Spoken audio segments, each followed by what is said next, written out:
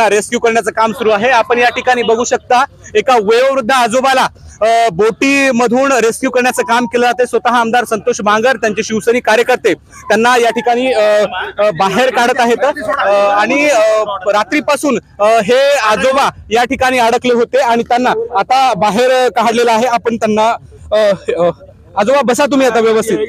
हा आजोबा काठी घ्या। ह्या नागरिकांना काढण्यात आलेला आहे जे इथं अडकले होते। स्वतः आमदार संतोष बांगर सुद्धा यांच्यासोबत खाली गेले होते। या जवानांसोबत जे अग्निशामक दलाचे जवान आहेत त्यांच्यासोबत खाली गेले होते आणि त्यांना घरामधून रेस्क्यू करण्यात आलेला आहे। इथे अनेक जण रात्रीपासून अडकले होते आणि त्यांना हे आता बाहेर काढलेलं आहे। खरं पाहायला गेलं तर मोठ्या प्रमाणामध्ये नदी कयाधू नदीला पूर आला आणि एवढा मोठ्या प्रमाणाचा पूर हा शेतातील आखाड्यामध्ये पाणी येईल, आखाड्यामध्ये सगळीकडे पाणी होईल असा अंदाजही या शेतकऱ्यांना या नागरिकांना नव्हता। त्यामुळे मोठ्या प्रमाणामध्ये या ठिकाणी पाणी झालं होतं। इथली काय परिस्थिती आहे आपण इथल्या यांच्याशी बोलायचा प्रयत्न करूया। जे नागरिक रात्रभर पुरामध्ये अडकले होते त्यांना बोलूया। कॅमेरामॅन विनंती करली आपण त्यांना दाखवावं।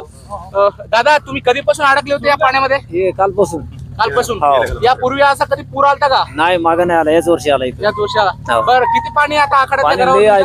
इतके पाणी आहे समजा। बरं रात्र कशी काढली तुम्ही? रात्र उजडूनच काढली, दिवसभर पत्रावर रात्रभर। बरं अच्छा बरं।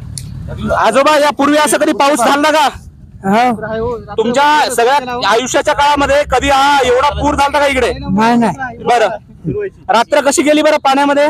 पाण्यातच गेले तर काय? बरं धाकधूक होती मनामध्ये? बरं यापूर्वी असा पाऊस कधी घरामध्ये शिरलं होतं पाणी एवढं पुराचं? नाही।